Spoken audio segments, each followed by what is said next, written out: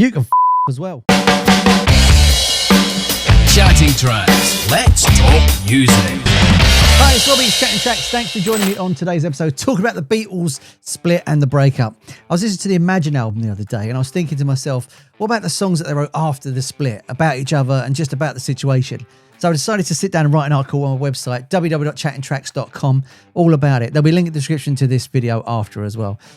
So I decided to sit down and just write about it. And I looked at the songs and I thought which songs were the most battleative and which ones were they talking about the most. Anyway, let's get to the website, shall we? So don't forget, if you like this video, like, subscribe, and give it the thumbs up because it massively helps me out. Anyway, we've got 12 hidden meanings in Beatles songs written about each other. Also, what I've done as well is I put the videos into the article. So if you want to, you can just click the video and it'll play you the song. So you can have the musical journey that I've followed as well.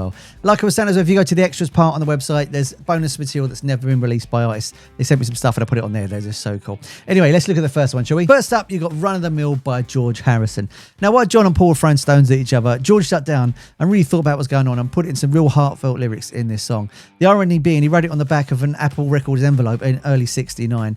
You know, it's just the irony that he's using the stationery for the company that was falling apart, and that's what he was writing about at the same time. You know, he just walks out of a Beatles session, as you've seen in the Let It Be movie, that incredible movie that you've never seen him walk out before, but you can actually see it in 4HK. It's absolutely amazing.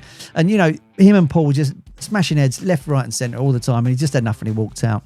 The song appeared on Harrison's 1970 solo album, All Things Must Pass, which is an absolutely incredible album. If you've not heard this before, get yourself on there and find this album. Just weeks after Paul announced he's leaving the band, Harrison played the song for Phil Spector in New York. And you know, Spector just said it's absolutely amazing.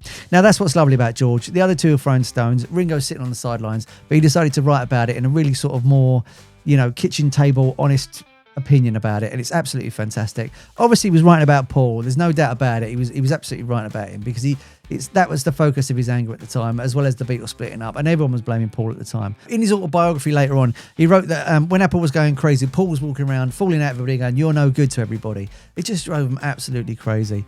You know, for Harrison, that was a breaking point. And as you see in the Let It Be movie, he just walked out. Then he decided to write this song and played it for Phil Spector, and he decided it was a masterpiece. Next up, we've got Too Many People by Paul McCartney. Now, Paul McCartney just kills people with kindness, and Too Many People might sound like another catchy tune, but beneath the surface, there was a sharp message about his old songwriting partner. You know, Paul, passive-aggressive style always works for him, and it's a great way of not being openly horrible, isn't it? So he opened the 1971 album Ram, which is a fantastic album, his second solo album. I love it because it's just so disjointed. It's a brilliant album. Now we call it grunge. He's breaking ground as ever. He started recording it on November the 10th, 1970 in New York. Paul played acoustic guitar, joined by Hugh McCracken on electric and Danny Sywell on drums. He later did the bass overdubs and the vocals he layered in early 1971. What makes this song so special? It's the contrast. Rolling Stone called this song an incredibly sweet melody, also proof that Paul could use charm as a weapon. You know, beautiful music hiding biting lyrics, an open poison pen letter to his former bandmate. What's he singing about? Well, in 1984, he told Playboy there was one tiny little reference to John on the whole album. But eventually he admitted the truth. Too Many People was aimed directly at John Lennon and Yoko Ono. The opening line sounds like a piece of cake, but originally it was pissed off cake. A cheeky little jab at his old bandmate. Paul later brushed this off, saying it's nothing, just little digs, though Lennon clearly didn't take it lightly. But the lyrics hit really hard. Too many people preaching practices. That was Paul's first shot at John and Yoko acting like gurus. He later said, "I felt John and Yoko were telling everyone what to do. The Beatles have always been about freedom. Suddenly it's, you should do this." And here's the line, "You took your lucky break and broke it in two." It was originally even harsher. Yoko took your lucky break, but Paul toned it down. Lennon, sharp as ever, picked up on more jabs, like going underground. His response, the brutal How Do You Sleep, a full-on diss track. And in fact, that's next. Lennon recorded How Do You Sleep in May 1971 at his home studio in Tittenhurst Park, just days after he and Ram, McCartney's solo album. And here's the kicker, George Harrison was there too. He played the haunting slide guitar solo. Can you imagine how that felt for Paul, two of his former bandmates getting together to tear him down musically? You know, despite the venom in the lyrics, the studio vibe was surprisingly casual. As you can see in the rare behind footage in Imagine, musicians are lounging around, like just casually crafting one of rock's nastiest diss tracks. But the lyrics weren't all John's. Apparently Alan Klein and Yoko pitched him with some of the lyrics as well in the writing sessions.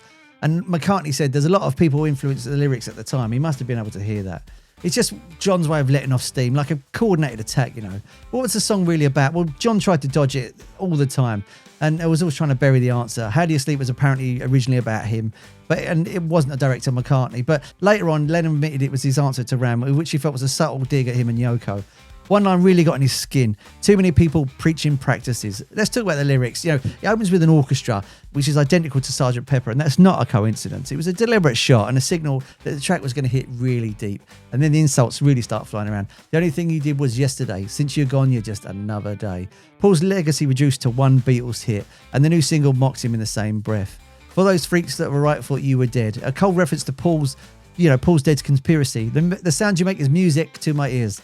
Dismissing Paul's solo work is nothing more than background boring noise. Do you think that's rough? I think it's really rough. The studio outtakes were even harsher than that. At one point, Lennon spat out, "How do you sleep, you C-word?" and even claimed, "You probably pinched yesterday's anyway." Thankfully, someone took John out of it and he toned it right down. How Do You Sleep wasn't just a song. It was a full-blown lyrical attack and an emotional explosion of a friendship that got torn apart, and it was captured on tape.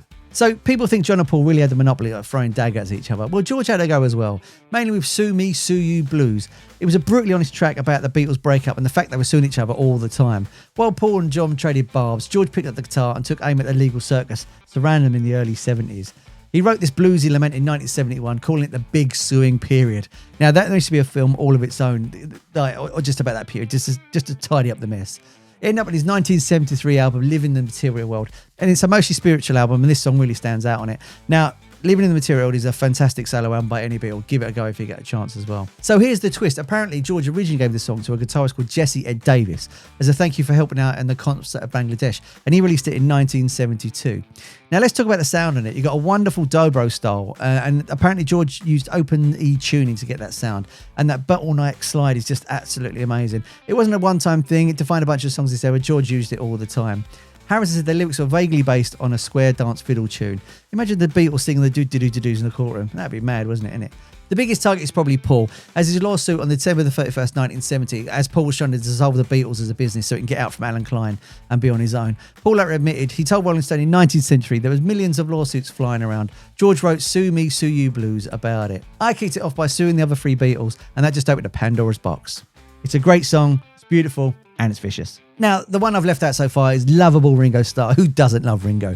He might be the most unargumentative Beatle at all, but his 1972 hit Back Off Boogaloo is one of the most fascinating musical side-eyes thrown at his former bandmates. Unlike the musical grades Lennon and McCartney lobbed at each other, Ringo's approach was more subtle, more revealing. A little, he just wanted everyone to get along. A little bit about Back Off Boogaloo. It wasn't just any song in Ringo's catalogue. It became his most successful UK single, hitting number 2 in the charts. It also got to number 9 in the US. Not bad for a drummer who many critics have written off. The track showed Ringo had post-Beatles appeal. Coming right after his 1971 It Don't Come Easy. Now, that's a fantastic song as well, isn't it? Now, here's where it gets interesting. George Harrison produced the song and secretly helped write it, but he didn't get a co-writing credit until 2017. Ringo, ever humble, admitted in a 2003 interview, "I got 2 verses and a great chorus, but the ending of the songs are not my forte. When I started writing Back Off Boogaloo, I took it to George and he helped me finish it." Now, even the title is a story. It came from Mark Boland of T-Rex, a guy Ringo described as energised. Boland was always saying Boogaloo, and that's where he got it from. Later, Ringo even went on to direct him in the documentary Born to Boogie. So was the song about? Probably it's Paul. It's always Paul, isn't it? Ringo always denied it was about Paul McCartney. Of course he would, he's Ringo. But the evidence suggests otherwise. The title alone, Boogaloo, was reportedly Ringo's nickname for McCartney. And check the timings. In 1971, Ringo publicly criticised Paul's album's Ram in Melody Maker magazine. He said, "I feel sad with Paul's album. He's a great artist, an incredibly artist, incredibly clever. But he disappoints me on this album. I just feel like he's wasted his time." Strong words from the usually diplomatic drummer. So there you have it. That's just a quick look at the website. Don't forget to go www.chattingtracks.com to read the whole article. There's 12 songs on there, and I went through the list. I think you'll agree. I've got some of the good songs on there that I think is right. Now, if I've missed any out, you let me in the comments what song you think should have been on this list as well. I'd love to know your opinion on that as well. Now, if you could subscribe to the channel, it would massively help me out. I've got reaction videos, I've got interviews, I've got deep dives, I've got quizzes, I've got all sorts of stuff, top 10s, you name it, it's on here for it, and it's all music related as well. Also, on the other side of it, me and my friend Pete Saxon do a show called The Flip Side of Pete and Robbie, where we get unsigned bands on and we play their music and give them some spotlight so you can maybe find yourself a new band you've never heard of before. So if you can support the channel, you'll be supporting unsigned bands as well, and that'd be great. Remember, the Beatles were unsigned at one point as well, and they played a gig with just 18 people. So yeah, help a band out, subscribe to the channel. Anyway, check the website out. This is just my quick look at the article, and I hope you enjoy it. Let me know in the comments. Love and peace. See you on the next one.